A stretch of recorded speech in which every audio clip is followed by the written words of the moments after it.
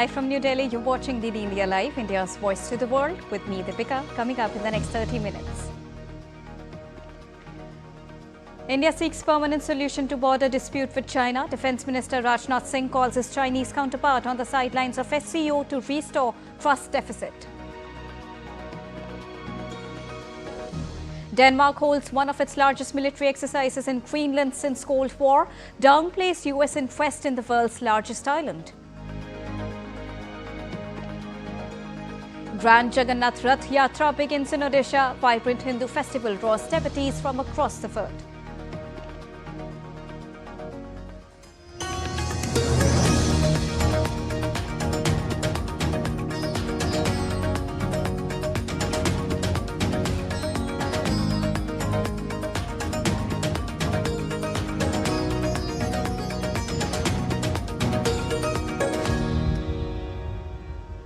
Well, India has held discussions with Russia over the supply of S-400 systems, Su-30 MKI upgrades and procurement of critical military hardware in expeditious time frames.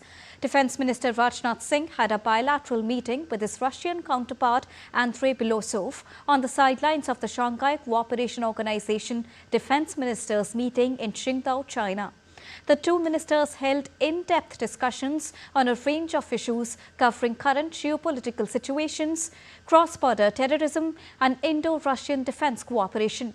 During the meeting, the Russian defence minister highlighted the long-standing Indo-Russian relations and expressed solidarity with India on the horrendous and cowardly Pahalgam terror attack.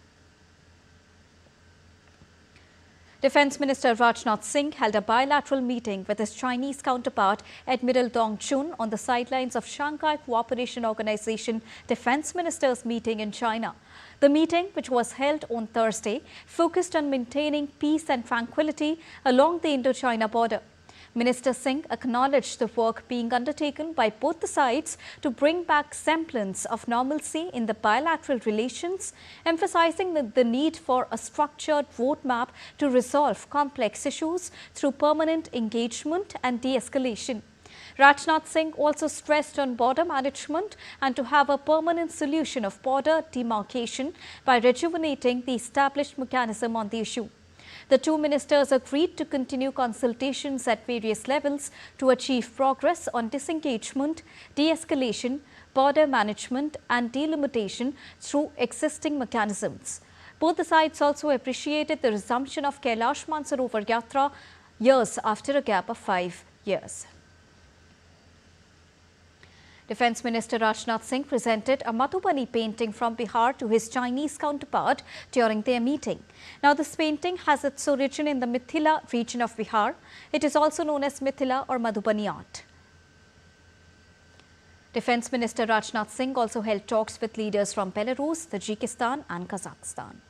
Moving on, India's External Affairs Minister Dr. S. Jaishankar supported Defence Minister Rajnath Singh's refusal to sign the Shanghai Cooperation Organization joint statement. Talking to the media in New Delhi on Friday, Dr. S. Jaishankar said there was one country that did not want a reference to terrorism in the joint SCO document. This Shanghai Cooperation Organization, its objective was to fight terrorism. Okay? So this organization exists to fight terrorism. So what happened was, when Rajnath ji went for a defense ministers meeting and there was a discussion on the outcome document, one country, you can guess which one country said that no, we do not want a reference to that.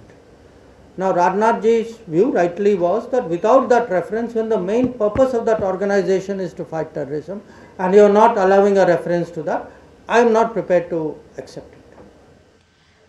India's External Affairs Minister Dr. S. Jaishankar also spoke to his Iranian counterpart Syed Abbas Araghchi on Friday. In a social media post, the minister appreciated Araghchi sharing Iran's perspective and thinking in the current complex situation. External Affairs Minister also thanked him for facilitating the safe evacuation of Indian nationals. India's Finance Minister Nirmala Sitharaman chaired a meeting with the heads of public sector banks on Friday in New Delhi. The meeting was held to review the financial performance of public sector banks and progress of various government flagship schemes. This was the first review meeting after Reserve Bank of India earlier this month carried out a policy rate cut of 50 basis points. The Election Commission of India has started proceedings for the delisting of 345 registered unrecognized political parties across the country. These parties, according to the Election Commission, have failed to contest a single election since 2019 and are untraceable at their registered addresses. The poll panel, in its press statement issued on Thursday, stated that out of the over 2,800 RUPPs currently registered, many no longer meet the basic requirement for continued registration under Section 29A of the Representation of the People Act 1951. Under this provision, any association once registered as a political party gets certain privileges and advantages, such as tax exemptions, amongst others. The move is seen as a step towards curbing misuse of political registration for undue advantages. India's President Draupadi Murmu addressed the International MSME Day 2025 Udyami Bharat, organized by the Ministry of Micro, Small and Medium Enterprises in New Delhi. Addressing the event, President Murmu said the government is encouraging a culture of startups and innovation. She added, promoting green technology in the MSME sector has become essential today. MSME sector में green technology का बढ़ावा देना समय की मांग है। इससे न केवल एमएसएमई की सस्टेनेबिलिटी एंड कॉम्पिटिटिवनेस बढ़ेगी, बल्कि देश को क्लाइमेट संबंधी लक्ष्यों को प्राप्त करने भी सहायता मिलेगी। एमएसएमई के सस्टेनेबिलिटी के लिए इनोवेशन बहुत जरूरी है। सरकार विभिन्न माध्यमों से स्टार्टअप और इनोवेशन की संस्कृति को बढ़ावा दे रही है। डीआरडीओ जैसे संस्थानों द्वारा एमएसएमईज को टेक्नोलॉजी ट्रांसफर, इनोवेशन और रिसर्च के लिए फंड जैसे सहायता दी जा रही है, जिससे वे रक्षा और एयरस्पेस के क्षेत्रों में योगदान दे सके। In a major step for India's horticultural exports, the first consignment of 1 metric ton of rose-scented lychees from Pathankot, Punjab was flagged off to Doha, Qatar on the 23rd of June. Additionally, half a metric ton of lychees was also shipped to Dubai, UAE, marking a twin export milestone that reinforces India's growing strength in global fresh fruit markets. The initiative was facilitated by APIDA under the Ministry of Commerce and Industry in collaboration with Punjab Department of Horticulture. The milestone highlights India's commitment to empowering farmers through international market access for high-value produce.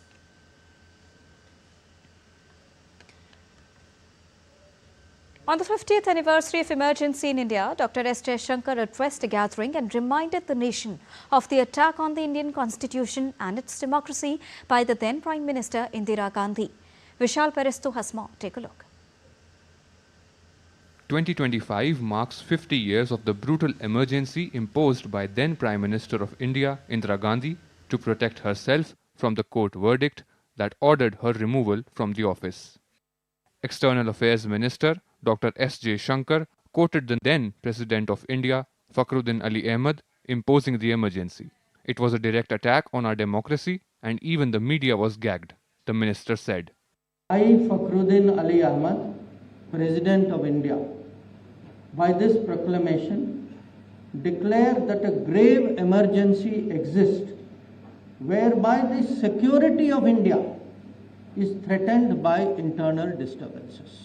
Later, the minister, while addressing the media, spoke about how things have changed since 1975 to this day, when all party delegations were sent all across the world to explain India's viewpoint on Operation Sindoor.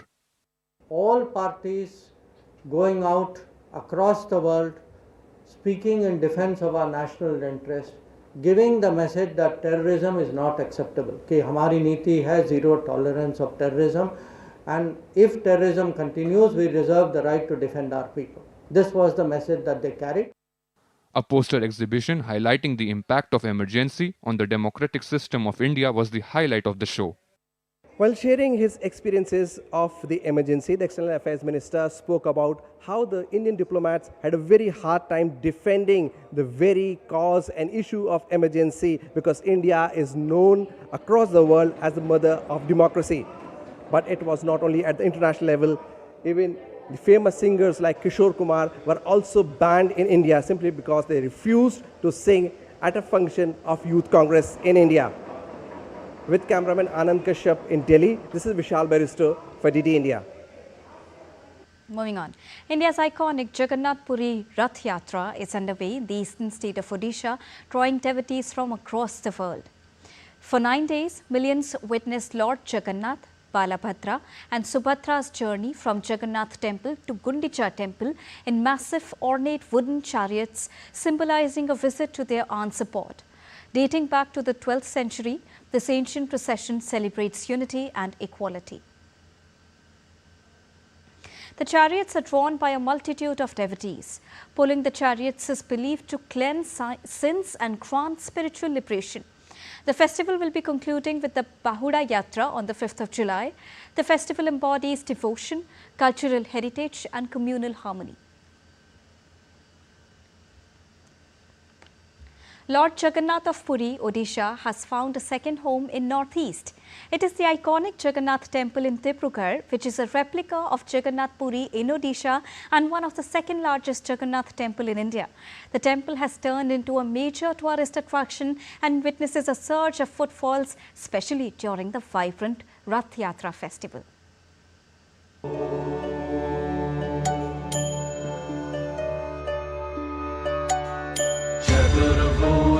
Jagannath Kantha Shobhita Kaustava. Nestled amidst the sprawling tea gardens and the clear blue skies of Dibrugarh, situated is one of the largest Jagannath temple in the world after the Jagannath temple in Puri, Odisha.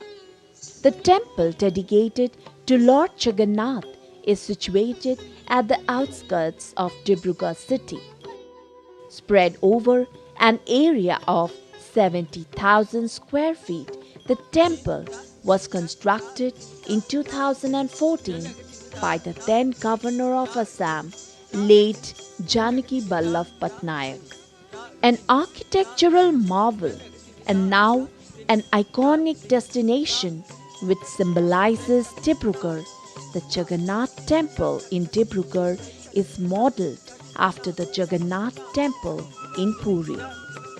Composed of red fox stone and granite with finished carvings, it follows the Kalinga architectural style.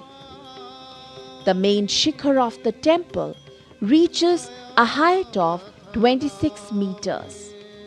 Within the temple grounds, there are 7 temples dedicated to Mahaprabhu Jagannath, Balabhadra, Subhadra, Shiva, Ganesha, Hanuman, Devi and Navagraha. The temple, enclosed by a 3-meter high wall, adorns sculptures depicting scenes from Krishna Leela and Puranas. 2 entrances provide access to the temple, with the main entrance known as the Simhadwar or Lion Gate, characterized by lion portraits on both sides. It is influenced by Odisha architectural design, and you will consider it as a replica of Jagannath temple worldwide in most of the places. And you will be amazed to know that whatever you are seeing on the wall is not stones, they are bricks, and the artisans have chiseled the bricks to give them a proper shape and design. This is the first time in Assam that separate chariots will carry Lord Jagannath, Goddess Subhadra and Lord Balram, marking a spiritual milestone moment for Dibrugarh. Lakhs of devotees visit the Jagannath temple in Dibrugarh every year during Rath Yatra, thus reflecting their devotion, commitment and reverence towards recreating the Puri-like Rath Yatra experience in Assam. We dedicate to Brugger team, Subina Roy, DD India.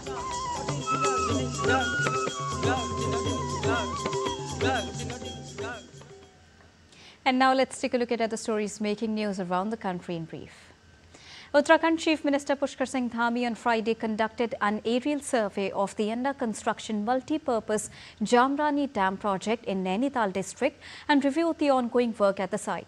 The Chief Minister also thanked Prime Minister Narendra Modi for reviving the decades-old project that had remained stalled for over 60 years.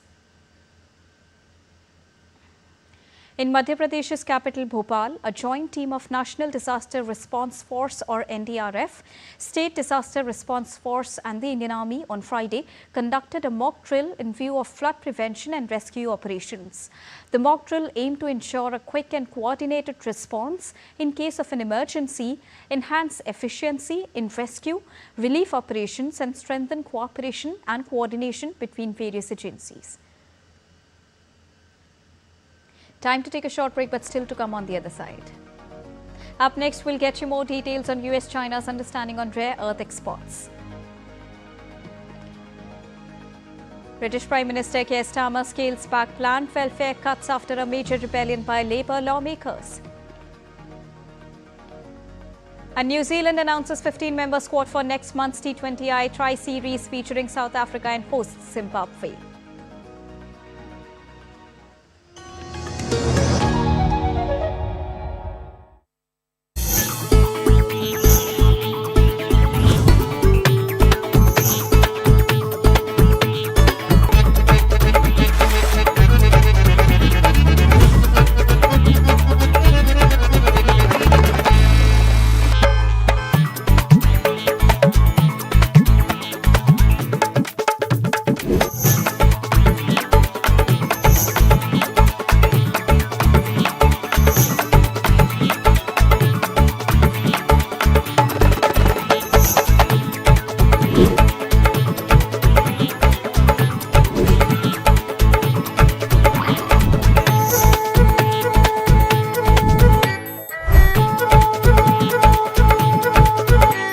Welcome to Jaipur.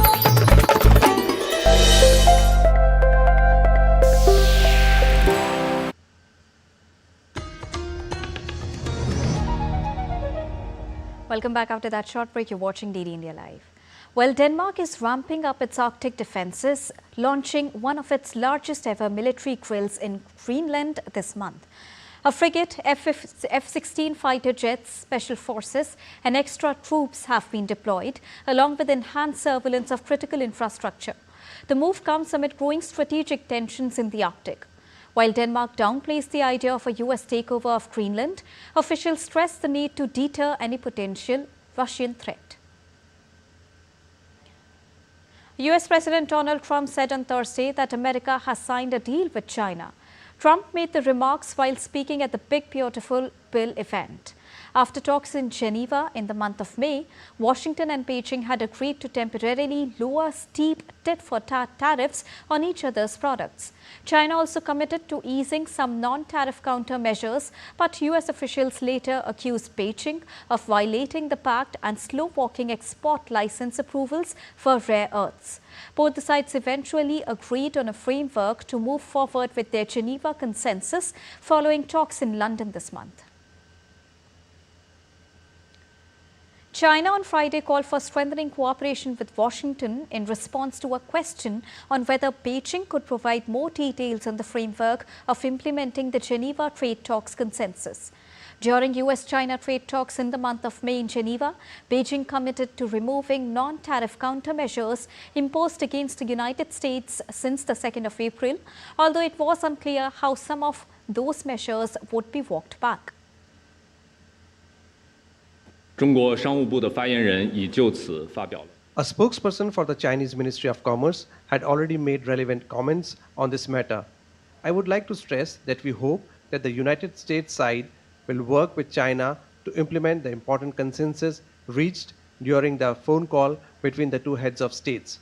We should leverage the China-US Economic and Trade Consultation Mechanism enhance mutual understanding through communication and dialogue, reduce misunderstandings, strengthen cooperation, and promote the stable, healthy, and sustainable development of China-US relations.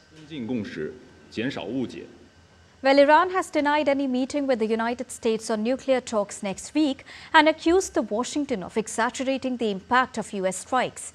Iran's Foreign Minister Abbas Araghchi said that no arrangement or commitment was made to resume negotiations with the United States. In an interview on state television, Araghchi said that the possibility of restarting talks would depend on whether Tehran's national interests were protected following previous rounds of negotiations that were cut short by Israel and the US attacking Iranian nuclear facilities.